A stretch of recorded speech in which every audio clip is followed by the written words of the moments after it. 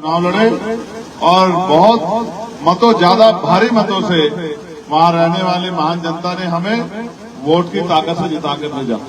मैं लगभग 1.5 लाख से ज्यादा वोटों से जीता और फिर जब पार्लियामेंट में गया तो पार्लियामेंट में जाके जिस दिन से मैं पार्लियामेंट में गया मैं पहला आदमी था जिसने पार्लियामेंट में डॉक्टर बाबा साहब अम्बेडकर का नारा जोर शोर से लगाया।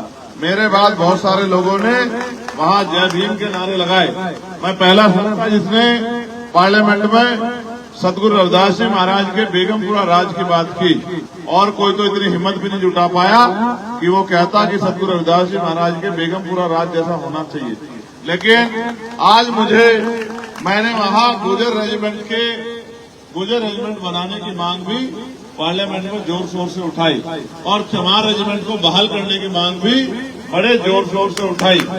और आज चुनावी क्रम में मेरा ज्यादा दिन इस गांव में आके इसलिए लग रहा है, एक तो मैं पहले यहाँ गया हूँ होके, दूसरा मुझे यहाँ इस क्षेत्र में सेवा करने के लिए एक बहुत मजबूत पिलर के रूप में भाई सोहेल जी जो चुनावी मैदान में हैं और मुझसे अलग भी आप उनको जानते हैं कि उन्होंने इस क्षेत्र की सेवा लंबे समय से की है।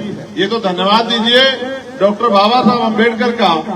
अगर बाबा साहब अम्बेडकर अपने 4 बच्चों की कुर्बानी देकर हमें इस देश में लोकतांत्रिक व्यवस्था नहीं देते तो सोचे क्या मेरे जैसा व्यक्ति जो प्राइमरी स्कूल के हेडमास्टर का बेटा हो, क्या वो मेंबर ऑफ पार्लियामेंट बन पाता? यहाँ तो इस देश में राजा महाराजा राज करते थे या पैसे वाले उनकी औलादें राज करती थी।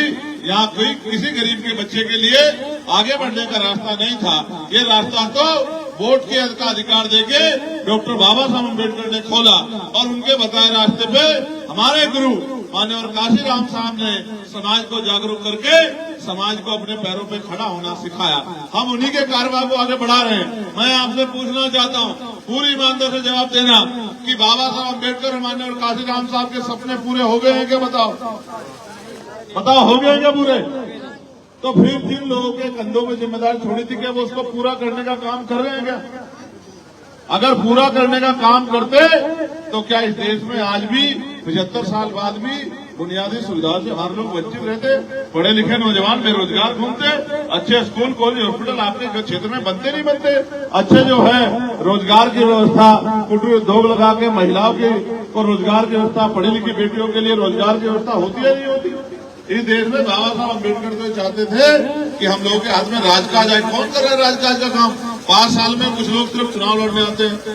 एक आजाद समाज पार्टी भीम आर्मी के लोग पूरे 5 साल सड़कों में संघर्ष करते हैं। जब भी आपकी तरफ जुल्म की कोई आंधी उठती है उसका सामना सीना तान के करते हैं। इसके बदले में उनको मुकदमे झेलने पड़ते हैं, जेलें काटनी पड़ती है, लाठियां खानी पड़ती है। ये सोहेल समाज के लिए लड़ते हुए जेल भी गया और आज भी मैदान में है। ये तो आपके हाथ में है कि आप पैसे वालों को चुनते हो या काम करने वालों को चुनते हो। जब वहां के लोगों ने एकजुट होकर मुझे मौका दिया तभी तो मैं पार्लियामेंट में जाके आवाज उठा पाया। आज आपको पता है क्या बदलाव हुआ?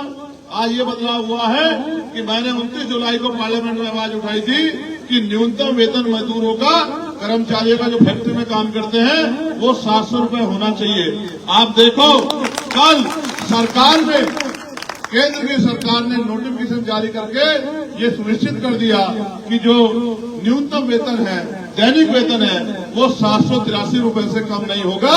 अगर आज कोई काम करेगा तो 783 रुपए उसे मिनिमम मिलेंगे। ये तभी तो संभव हुआ। ना मैं पार्लियामेंट में आवाज उठाता, ना सरकार इसमें सोचती, तो फिर ये बदलाव कैसे होता? कानून सड़कों पे नहीं बनते, कानून सदन में बनते हैं। सदन में जो लोग जाते हैं वो वोट के अधिकार में चुन के जाते हैं और चुनने का अधिकार बाबा साहब अम्बेडकर ने आखिरी व्यक्ति को दिया। आप सोचिए ऐसा क्यों नहीं होता कि एक ही व्यक्ति के नाम पे चुनाव होता और सब लोग उसी को वोट करते? बाबा साहब अम्बेडकर ने क्षेत्र के हिसाब से सब क्षेत्रों से अच्छे प्रत्याशी जीत के जाएं, योग्य उम्मीदवार।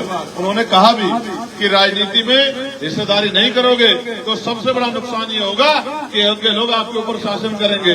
9.5 साल खट्टर जी ने आपका प्रदेश चलाया और 6 महीने के लिए नायाब सिंह सैनी जी को दे दिया। इन दोनों मुख्यमंत्रियों के राज में आपके बच्चों का कितना भला हुआ ये आप मुझसे बेहतर जानते हैं। किसानों का क्या हाल हुआ ये मुझसे बेहतर आप जानते हैं। वो बेटी हरियाणा की मैं तो धन्यवाद दूंगा हरियाणा की बेटियों का। वो बेटियां जो दुनिया में जाके देश का नाम रोशन करती हैं, उन बेटियों को किस तरह के जुल्म का सामना करना पड़ा, ये किसी से छिपा हुआ नहीं है।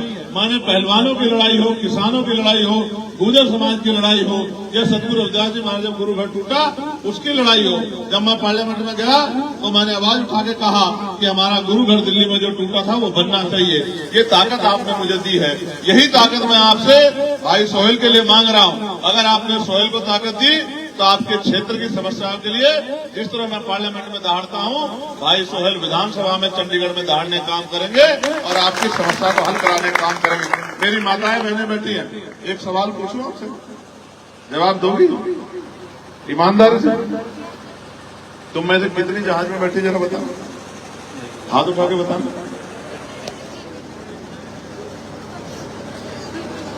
चलो जहाज में नहीं बैठी, वो तो महंगा होता, हेलीकॉप्टर में तो बैठे होंगे। इसको जिंदगी मानते हैं हम लोग? गरीबी में पैदा होते हैं, गरीबी में मर जाते हैं, जबकि बाबा साहब अम्बेडकर वोट की ताकत हमें देके गए कि राजकाज लाके अपनी गरीबी, बेबसी, लाचारी की बेड़ियां काट लो। ये चुनाव है, बड़े से बड़ा तुरंग खा जो है, बड़े से बड़ा पैसे वाला आपकी बस्ती में आएगा, पैर छुए कहेगा अम्मा मेरे सर पे हाथ रख दो, अम्मा मेरी मदद कर देना, मुझे आशीर्वाद दे देना। और चुनाव के बाद फिर 5 साल का भी ढूंढा हुआ आता है कोई? आप बताओ, पिछली बार जिसको वोट दी थी, मैं तो नहीं आया वोट मांगने, पिछली बार जिसको वोट दी थी आपने विधानसभा में, क्या 5 साल में 2 बार आया आपके गांव में? कभी चुनाव के बाद आया पूछने की आपकी हालत क्या? आपके बच्चों की पढ़ाई कैसे नहीं पूछने आया? आपके पढ़े लिखे बच्चे बेरोजगार घूम रहे में पूछने आया? कभी आपकी महंगाई और आपकी बुरे हाल को कभी पूछने आया? आपकी सड़कों, बिजली, पानी की व्यवस्था पूछने आया? बस वोट ही देते रहो, देते रहो वोट। 2 वोट और ये लोग 5 साल बाद फिर आए, क्योंकि जानते हैं कि आप प्रधान बन गए हो, इनके पिछलक्कू बने रहोगे। ये आएंगे और आप इनके सामने खड़े हो जाओगे, हाँ जी हम दे देंगे वोट, और फिर 5 साल बाद फिर आएंगे। ऐसे आपका भला हो जाएगा। जहां एक तरफ देश में चंद पूंजीपतियों के करोड़ों रुपए माफ किए जा रहे हैं, वहां 5,000 रुपए का बिजली का बिल नहीं माफ होगा। आज प्राइवेट इतने बड़े बड़े हॉस्पिटल खड़े होंगे, गरीब घुस जाएगा जेब में। एक आदमी बीमार हो जाएगा तो जेब कट जाएगी, जमीनें बिक जाएंगी। आज प्राइवेट इतने बड़े बड़े स्कूल बन गए, हॉस्पिटल बन गए, प्राइवेट स्कूल में गरीब पढ़ा लेगा अपना बच्चा। जो 10,000 रुपए कमाता 2 बच्चों को फिर उठा लेगा 5,000 रुपए से। तो ऐसे बदल जाएगी जिंदगी।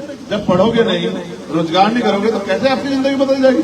क्या आपके बच्चे जब ये बेरोजगार घूमते पढ़ के तकलीफ नहीं होती आप लोगों को? तो मुझे तो होती है। मैं तो घूम रहा हूँ, जगाने के लिए समझाता हूँ, जगह जगह कहता हूँ, दिन रात संघर्ष करता हूँ कि आज नहीं कल तो समझोगे। वही काम बाबा साहब अम्बेडकर ने किया, वही माननीय काशीराम साहब ने किया। जो छूट गया उसको पूरा करने के लिए हम लोग दिन रात संघर्ष कर रहे हैं। और क्या नहीं चाहते हम लोग? 16-16 महीने जेल काटते हैं, 2-2 बार तिहाड़